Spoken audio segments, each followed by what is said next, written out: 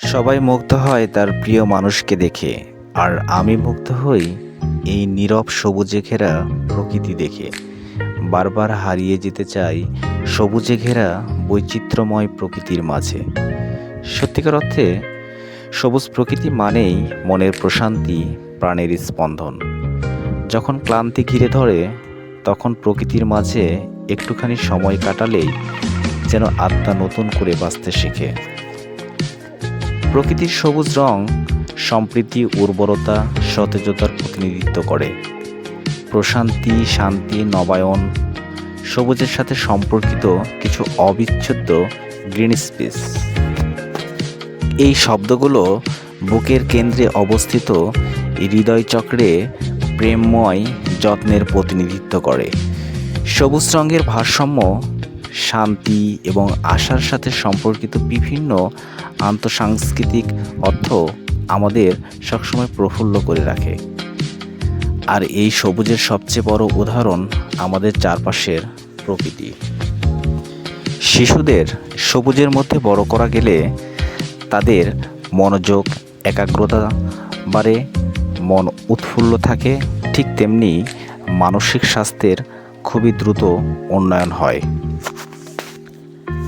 গবেষণা বলে যে শিশুরা কম সবুজে বেড়ে উঠেছে, তাদের উদ্বেগজনিত রোগ, হতাশা, মুড ডিসঅর্ডার, নেশাগ্রস্ত হওয়ার আশঙ্কা অনেকাংশে বেশি। তাই সবুজ পরিবেশ হতে পারে মানসিক স্বাস্থ্যের বিকাশের একদম সহায়ক একটা পথ।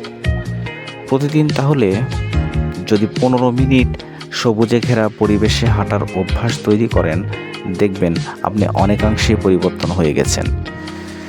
ছুটি বা অবসর সময় পেলে গ্রাম বা রিসোর্টে ঘুরে আসুন, দেখবেন প্রকৃতি আপনাকেও অনেক ভালোবাসায় পরিপূর্ণ করে দেবে। ভোরের শুভ্রতা, শিশির পড়ার টুপটাপ শব্দ, সেই সাথে সিক্ত গ্রামের মেঠোপথ, নীরবতা, এমন শীতকে আস্তে আস্তে বিদায় জানিয়ে হলুদ সর্ষের ফুল আর নুইয়ে পড়া মটরশুঁটির পা জড়িয়ে ধরা ঋতুতে মন এখন দোলিত হচ্ছে।